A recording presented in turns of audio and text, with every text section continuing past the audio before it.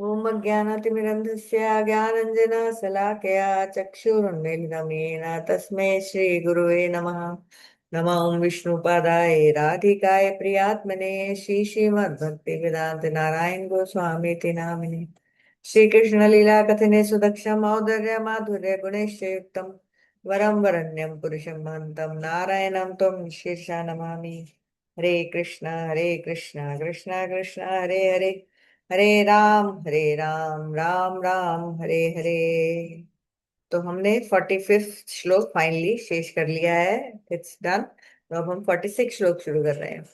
तो आइए 46 श्लोक पढ़ते हैं। आप भी साथ साथ में पढ़ने की कोशिश करिए। यावानर्थ उत्पाने सर्वतः संप्लुतोदके तावान सर्वेषु वेदेषु ब्रह्मण्यस्य विज्ञानतः। तो ये भी बड़ा इंपॉर्टेंट श्लोक है। इसकी इसकी हम लोग ट्रांसलेशन सुन लेते हैं। जिस प्रकार एक छोटे जलाशय के द्वारा जितना प्रयोजन सिद्ध होता है, उतना प्रयोजन एक बड़े जलाशय के द्वारा अनायास ही सिद्ध हो जाता है, उसी प्रकार वेदों में वर्णित विभिन्न देवताओं की पूजा से जो भी फल प्राप्त होता है, वे सभी फल वेद तात्पर्यविद भक्ति युक्त ब्राह्मणों को भगवत उपासना के द्वारा अनायास ही प्राप्त हो जाते हैं। इसका एक थोड़ा सा क्लियर एक्सप्लेनेशन सुनते हैं, फिर इसकी डिटेल में हम कल जाएंगे। तो बोले जैसे एक एक कुआं है। तो कुएं से हम जितना पानी लेते हैं, अगर एक बहुत बड़ा सरोवर आ जाए, तो कुएं का जो प्रयोजन है वो सरोवर से अपने आप ही सिद्ध हो जाएगा, बल्कि उससे और बहुत ज्यादा हो जाएगा। उसी तरह से जो अब शास्त्रों में जैसे हम बात करते हैं कि अलग अलग कर्म कांड का दिया हुआ है, इसकी पूजा करोगे ये मिलेगा, ये यज्ञ करोगे तो ये मिलेगा। तो जो वेदों के हमने उद्दिष्ट और निर्दिष्ट दो बातों की बात करती थी, गुलाब जामुन और गोली। तो जो गोली को जानता है, जो थोड़े से थोड़े से अभी समझ लीजिए अज्ञानी है, वो लोग गुलाब जामुन पे फोकस करेंगे कि अच्छा मैं ये इंद्र जी की पूजा कर लेता हूँ, ये हो जाएगा। मैं ब्रह्मा जी की पूजा कर लेता था, मैं शनि जी की पूजा कर लूँ, ये हो जाएगा। लेकिन जो समझदार आदमी है, जिसने उद्दिष्ट वस्तु को जान लिया, यानी कि जिसने समझ लिया कि मेन एम गोली है, गुलाब जामुन नहीं, तो उसी से बीमारी दूर होने वाली है। तो वो जो ऐसे भक्त लोग हैं, वो सीधा भगवान की सेवा में लगते हैं। और जो चीजें भी बाकी देवताओं से प्राप्त होनी थी, यानी कि जो चीज कुएं से प्राप्त होनी थी, वो सरोवर से वो तो प्राप्त हो ही जाएंगी, और उससे ज्यादा भी प्राप्त हो जाएगा, उससे बहुत ज्यादा, यहाँ की सबसे ज्यादा प्राप्त हो जाएगा। तो ये बोला कि जिस तरह एक छोटे जलाशय के जिस प्रकार छोटे जलाशय के द्वारा जितना काम होता है, उतना प्रयोजन एक उससे बड़े जलाशय के द्वारा अपने आप इजीली सिद्ध हो जाता है। उसी प्रकार वेदों में वर्णित विभिन्न देवताओं की पूजा से जो भी फल प्राप्त होते हैं, वे सभी फल जो वेदों को जानते हैं, ऐसे भक्ति युक्त जो ब्राह्मण है, वैष्णव है, वो भगवत उपासना के द्वारा, भगवान की उपासना के द्वारा अपने आप ही सब कुछ प्राप्त हो जाएगा। अलग से कुछ करने की जरूरत नहीं। जैसे एक और एग्जांपल दिया जाता है, जैसे पेड़ की, आप पेड़ को पानी देना है, तो आप पत्तों को अलग से पानी दोगे, टहनी को अलग पानी दोगे, करोड़ों पत्ते हैं, करोड़ों को एक एक पत्ते को पानी दोगे, ऐसे काम नहीं बनेगा, बल्कि पेड़ भी सूख जाएगा। क्योंकि पत्तों से पानी इतना एब्जॉर्ब हो ही नहीं सकता। तो हम क्या करते हैं, जड़ को पानी दे देते हैं। जड़ को पानी देंगे तो एक एक पत्ते को पानी मिल जाएगा। तो भगवान क्या है, जड़ है। जब हम भगवान का नाम लेते हैं, भगवान से जुड़ते हैं। भगवान कौन है, भगवान विष्णु तत्व है, ये समझना पड़ेगा। कृष्ण, राम, वामन जी, नरसिम्हा देव, ये सब भगवत तत्व है। तो इनमें से किसी भी जो आपका स्वरूप होगा, आप स्पॉन्टेनियसली उसी की तरफ अट्रैक्ट होंगे। तो जब हम इनको करेंगे, तो बाकी सब जो भी हमें फल दूसरे कर्म कांड से मिलना था, वो सब भगवान की उपासना से मिल जाएगा, जड़ में पानी देके। उसी तरह से दूसरा एग्जांपल है कि हम सोचे हम अपनी उंगलियों को भी खाना दें, हम अपनी आंखों को भी खाना दें, हम अपने पैरों को भी खाना दें, तो खाना किसी को नहीं मिलेगा। बस दिखेगा कि हम कोशिश कर रहे हैं कुछ, तो वही देवी देवताओं की पूजा है। लेकिन जब हम पेट को खाना देंगे, तो सबको खाना अपने आप मिल जाएगा, हाथों को मिल जाएगा, आंखों को मिल जाएगा, एक एक सेल को मिल जाएगा। उसी तरह से भगवान है, रूट है, वो उनको दे दिया तो सबको हो गया। लेकिन अज्ञानतावश भोग के कारण हम लोग अलग अलग देवता जो जिनसे कभी कभी रिजल्ट मिल भी जाते हैं, जो बहुत टेम्परेरी होते हैं और फाइनली फंसाने वाले होते हैं। तो ये हम अब और डिटेल में कल जाएंगे। ये फटाफट से एक जो क्लियर अंडरस्टैंडिंग चाहिए उसकी रिवीजन कर लेते हैं। ये चार प्रकार के साधन है, चार प्रकार के मार्ग है, चार प्रकार के साधक है। कर्मियों के लिए कर्म मार्ग है, ज्ञानियों के लिए ज्ञान मार्ग है, योगियों के लिए योग मार्ग है, और भक्तों के लिए भक्ति मार्ग है। ये हो गया। पहले हमारे शिक्षा गुरुदेव बोलते थे कि पहले जब इन बातों की स्पष्ट जानकारी नहीं होती थी ना, तो हम लोग कर्म, ज्ञान, योग और भक्ति को आपस में मिला देते थे, जो ज्यादातर लोग मिलाते ही हैं। क्योंकि क्लियर डिस्क्रिमिनेशन नहीं है, क्योंकि सुना नहीं है ना सही सोर्स से, तो सब कुछ मिक्स कर देते, जो भी जिससे सुनी, हाँ ये भक्त है। कोई फर्क नहीं पता कि अरे भैया ये कर्मी है, ये ज्ञानी है, ये योगी है और ये भक्त है।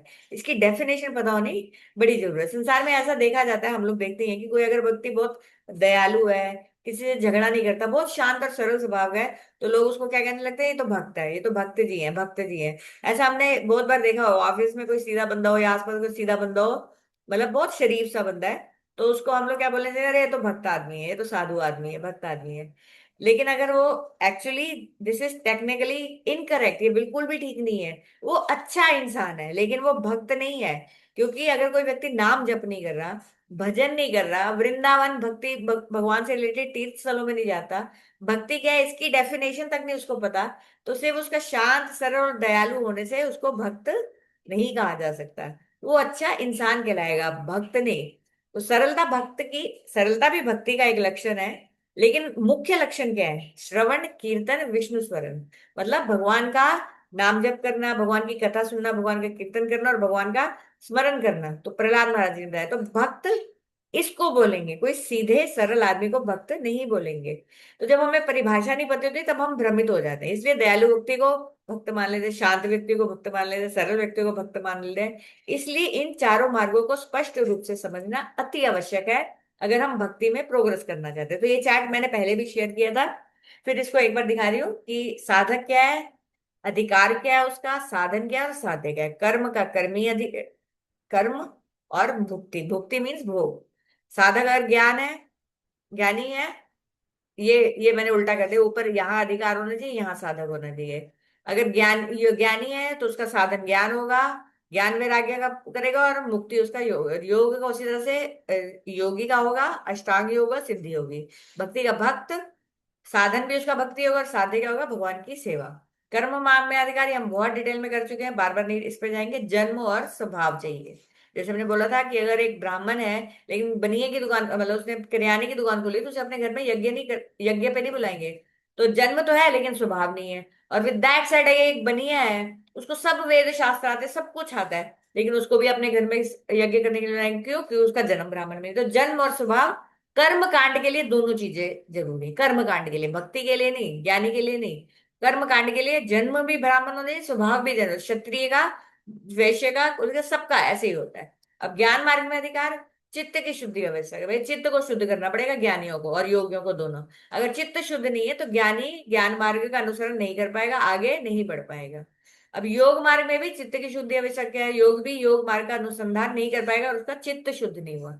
जैसे हमारा चित्त है ना, हजारों डिजायर्स आ रही हैं, काम, क्रोध, लोभ, मोह, ये सब चीजें नहीं हटेंगी तो ज्ञानी आगे नहीं बढ़ पाएगा, योगी भी आगे नहीं बढ़ पाएगा। तो ज्ञानी और योगियों का मेन जो एम ही होता है वो होता है चित्त को शुद्ध कर। ज्ञानी विवेक और ज्ञान द्वारा चित्त को शुद्ध करता है, और योगी योग और ध्यान द्वारा चित्त को शुद्ध करता है। अब प्रश्न है, भक्ति करने के लिए क्या अधिकार चाहिए? ये भी हमने बहुत डिटेल में सुन लिया। सिर्फ एक अधिकार है, श्रद्धा। ना इवन मनुष्य जन्म भी जरूरी नहीं है भक्ति करने के लिए, मैंने एग्जाम्पल दे दिए। हिरन के जन्म में, कुत्ते के जन्म में, ऊंट के जन्म में, सब जन्म में पुराने संस्कार होंगे ना। तो अब मैंने, मतलब मैं आपको आगे, मैंने कल कुत्ते की भी एक स्टोरी सुनाई थी, जो एकादशी के दिन कुछ नहीं खाता था। कंफ्यूजन होती थी, एकादशी आज है कि कल है, तो उसको रोटी देते थे, उससे अगर उसने रोटी खा ली, समझ लो कि कल एकादशी है, अगर नहीं खाई तो उसको ना आज एकादशी है। जब कंफ्यूजन होती थी अपने आप बाय डिफॉल्ट, क्योंकि इतना स्ट्रांग उसका संस्कार था। तो इसीलिए भक्ति करने में तो सिर्फ एक ही चीज है कि श्रद्धा होनी चाहिए, और श्रद्धा के लिए साधु संग बहुत जरूरी है। कर्मियों के साथ करेंगे तो श्रद्धा नष्ट होने में टाइम नहीं लगेगा। और वैष्णवों को भी बहुत लंगोटिया यार बना लेंगे तो उनमें कमियां दिखनी शुरू होंगी, तो उसमें भी फिर श्रद्धा नष्ट हो जाएगी। तो केयरफुल होना है हमें। कर्मी का साधन, कर्मी कर्म कांड करेगा, ज्ञानी ज्ञान का अनुसंधान करेगा। जैसे वो अहम ब्रह्मास्मि सोहम, तो जहां पर भी आप सोहम, अहम ब्रह्मास्मि ये सब सुनेंगे तो समझ लीजिएगा ये भक्त नहीं है, ये ज्ञानी है, ये ज्ञान मार्ग का अनुसंधान कर रहे हैं। तो ऐसा नहीं कि कोई गलत बात है, बस थोड़ा पहले रुक रहे हैं वो, कर्मी से तो बहुत श्रेष्ठ है। तो जब हम शिक्षा गुरु जी बताते थे, जब हम पहले भक्त नहीं थे तो वैराग्य धारण करने वाले लोगों से अधिक आकर्षित होते थे। क्योंकि भैया, चाहे वह व्यक्ति भक्त हो या ना हो, जब बिल्कुल कुछ नहीं पता था, सिर्फ अट्रैक्शन हो रही थी स्पिरिचुअलिटी के लिए, तो बोलते थे जो भी ज्ञान वाली बातें करता था ना, हम उस पे ज्यादा अट्रैक्ट हो जाते थे, भक्ति की बातों में कम अट्रैक्ट होते थे। तो इसीलिए जो सब कुछ संसार में क्या है, हम हर चीज से आ सकते हैं। तो हम देखते हैं ना किसी ने कुछ चीज छोड़ी हुई है, तो हम बड़े अट्रैक्ट हो जाते हैं। जैसे जैसे अभी तो मुझे नहीं पता क्योंकि बहुत टाइम से मैं ऐसे एसोसिएशन में, लेकिन जब मैंने नया नया प्याज लहसुन छोड़ा था ना, तो सब लोग हैं तूने प्याज लहसुन छोड़ दिया, तूने प्याज लहसुन छोड़ दिया। तो बड़ा अट्रैक्ट होते थे, मतलब क्योंकि वो लगता था कि हम तो छोड़ नहीं पा रहे, इसने छोड़ दिया, जबकि ये कुछ भी नहीं है मतलब इसको तो काउंट ही मत कीजिए। कितना जैसे लेयर्स खुलती जाएंगी ना, पता चलेगा अरे भैया हम तो कुछ कर ही नहीं रहे। तो उसी तरह से हम लोग जब ज्ञानी, क्योंकि हम लोग इतने संसार में आ सकते हैं कि जब हम ज्ञान की बातें सुनते हैं ना, कि ये अच्छा नहीं है, वो अच्छा नहीं है, इसको छोड़ना होता है, हमें सोहम या हम ब्रह्म है, हम भूल गए, तो ये चीजें बड़ी अट्रैक्ट करती हैं। तो अष्टांग योग में, और जब अष्टांग योग की बात करें तो क्या क्या उसमें सीढ़ियां होती हैं। उसमें ये अष्टांग योग मतलब 8 योग, 8 सोपान, 8 नियमों का फॉलो करते हैं। क्या? यम, नियम, आसन, प्राणायाम, प्रत्याहार, धारणा, ध्यान, समाधि। जो समाधि है ना, समाधि में उनको परमात्मा रूप के दर्शन हो जाते हैं। जो अंगुष्ठ मात्र, जो अंगूठे के माप का जो हृदय में वो ध्यान कर रहे होते हैं, जब वो समाधि के स्टेज में पहुंचते हैं तो उनको परमात्मा के रूप के दर्शन हो जाते हैं। और समाधि तक पहुंचने के लिए ये यम, नियम, आसन, प्राणायाम, प्रत्याहार, धारणा, ध्यान, इसके वो करते हैं। तो जब हम, जो आजकल योग प्रचलन में है ना, तो ये योग सिर्फ फिजिकल एक्सरसाइज बना लिए हैं, उसका बिल्कुल भी ये वो नहीं है। अब मेन एम योग का एम है जुड़ना। तो आप भगवान से या परमात्मा, जो योगी लोग मानते हैं, उससे जुड़ना मेन एम है, और ये सब उसके साइड इफेक्ट। तो इसलिए जब आप योग में लगेंगे ना, तो धीरे धीरे आपकी चित्त शुद्धि होने लगेगी, क्योंकि ये प्रोसेस बनाई हुई है। तो उसके साथ फिर ये जो हेल्थ है वो साइड इफेक्ट हो जाता है। अब भक्ति की बात करें तो भक्ति का साधन क्या है? भक्ति का हमने 64 तरह के लिम्स बताए हुए हैं। जो अलग अलग, एक से बोर हो रहे दूसरा कर लो, दूसरे से बोर करो तीसरा कर लो। 64 तरह की चीजें दी हुई है कि उससे हम पूरा दिन अपना निकालें तो हम पूरे टाइम भक्ति का साधन कर रहे होंगे। अब 64 अंग में भी जो 9 अंग है, वो और ज्यादा इंपॉर्टेंट है, सबसे ज्यादा इंपॉर्टेंट माने गए हैं। कौन से? श्रवण, कीर्तन, स्मरण, पाद सेवन, अर्चन, वंदन, दास्य, साख्य, आत्मनिवेदन। तो ये 9 प्रकार की भक्ति सबसे ज्यादा फेमस है। श्रवण क्या है? भगवान की जो हम कर रहे हैं। कीर्तन क्या है? श्रवण इधर जो आप कर रहे हैं, और कीर्तन जो मैं कर रही हूँ, कि मैं कुछ भगवान के नाम, गुण और लीलाओं का कीर्तन कर रहे करके और दूसरों को सुनाना। और जो सुनना उसको श्रवण बोलते हैं। विष्णु स्मरण मतलब भगवान पे कोशिश करना कि बीच बीच में भगवान का ध्यान आता रहे। पाद सेवन मतलब भगवान के चरणों की सेवा करना या वैष्णवों की सेवा करना। अर्चना मतलब ठाकुर जी के घर में अगर लड्डू गोपाल है या राधा कृष्ण, उनकी पूजा करना। वंदनम भगवान को प्रणाम प्रणाम करना, भजन गाना, प्रार्थना करना। दास्यम भगवान को अपना स्वामी मानकर उनकी सेवा करना और उनका आज्ञा का पालन करना। सख्यम भगवान को अपना सखा मानकर उनसे प्रेम पूर्वक बात करना और संबंध बना लेना, कि जैसे बिल्कुल मेरे निकटतम है, ये सबसे बेस्ट फ्रेंड है मेरे। और आत्मनिवेदन जो गोपियों का है, अपने संपूर्ण अस्तित्व को भगवान में अर्पित कर देना। अब भक्ति के इन 9 अंगों में भी 5 और प्रमुख हो जाते हैं। कौन सा? भागवत श्रवण, भागवत भागवत कथा सुनना, साधु संग करना, मथुरा वास करना, नाम कीर्तन करना, और श्री मूर्ति का सेवन करना। मूर्ति नहीं बोलते हम उनको, विग्रह बोलते हैं। मूर्ति तो हो गया जैसे कि सरदार वल्लभ भाई पटेल की चौराहे पे मूर्ति लगा दी, या ऐसे ये मूर्तियां होती हैं। श्री मूर्ति या विग्रह बोलते हैं जिनमें अब भगवान, भगवान तो वैसे हर जगह प्रकट है, लेकिन एक विधि के द्वारा उनको प्रकट कर लिया जाता है। इवन आपने ये तो जब राम मंदिर का अनुष्ठान होगा, हम देखा ही होगा कि कैसे इमीडिएटली प्राण प्रतिष्ठा के बाद राम जी का फेस ही चेंज हो गया। और ये तो कितनी बार एक प्रोसेस होती है कि उनको शीशा दिखाया जाता है, अगर भगवान वहां प्रकट हो गए हैं तो वो शीशा फूट जाता है, अपने आप फूट जाएगा। तो इसका मतलब भगवान उसमें अब प्रकट हो चुके हैं अपनी शक्ति के साथ। मैं आपको ऐसा वीडियो भी भेजूंगी। अब सभी अंगों का बात, 64 आ गए तो सभी अंगों का पालन करना आवश्यक नहीं है। बस नौ वेराइटी दी गई है कि भैया किसी तरह भी हम भगवान में बिजी रहे, एक से बोर हो गए दूसरा करे, दूसरे से बोर हो गए तीसरे पे कर लिया फिर। लेकिन अगर आपका कुछ अंगों से ही पालन करने में हो जाता है, तो बड़े सारे लोग सिर्फ एक ही अंग का पालन करते हैं, उसमें ही उनका दिल लग गया है। किसी को अधिक अंगों का पालन करना है, कोई और ज्यादा करता है। तो कोई हार्ड एंड फास्ट नहीं है। बस यह कि कोशिश करके अपने आप को इन 64 अंगों में बिजी रखना। अब जैसे सच्चे जो भक्त क्या करता है, भक्त को भगवान की सेवा ही चाहिए। जैसे हनुमान जी महाराज, उनको स्वर्ग बोलोगे स्वर्ग चाहिए, मोक्ष चाहिए बोलोगे नहीं चाहिए, सिद्धियां उनके पास है पर वो देखते भी नहीं है उनको। अष्ट सिद्धि नौ देनी है नहीं, सिर्फ अष्ट सिद्धि और नौ निधि दे भी सकते हैं। मैं आपको किसी दिन बताऊंगी कल परसों में कि अष्ट सिद्धियां जो हम बात करते हैं वो 8 सिद्धियां कौन सी है और 9 निधियां कौन सी हैं। उनकी इच्छा सिर्फ एक ही कि भगवान श्री राम की सेवा करना। अगर सिद्धियों और चमत्कार जो उनके पास हैं, वो ज्यादा इंटरेस्टेड होते, वो ज्यादा पावरफुल होते, तो हनुमान जी उसमें बिजी होते। उनको क्या जरूरत है भगवान की सेवा करने की। लेकिन उसी प्रकार यशोदा मैया, ये कृष्ण के जो सखा है श्री दाम दाम, मधुमंगल, और जो गोपी हैं, ये सब भी सिर्फ और सिर्फ उनकी एक इच्छा है कि भगवान को सुख प्रदान। जो यशोदा मैया कृष्णा का कान भी खींचती है ना, तो वो भी कृष्णा के सुख के लिए है। ये समझना बड़ा मुश्किल काम है। गोपियां कृष्ण को कुंज से निकाल देती हैं, वो भी कृष्ण के सुख के लिए। तो हम जैसे जैसे एडवांस करेंगे हम समझेंगे। तो वो जो दुनिया है और ये जो दुनिया है बिल्कुल एक जैसी है। ऐसे रिश्तेदार हैं, ऐसी लीलाएं हैं, ऐसे सब काम होता है, गौओं की सेवा होती है, गौ चराने जाया जाता है।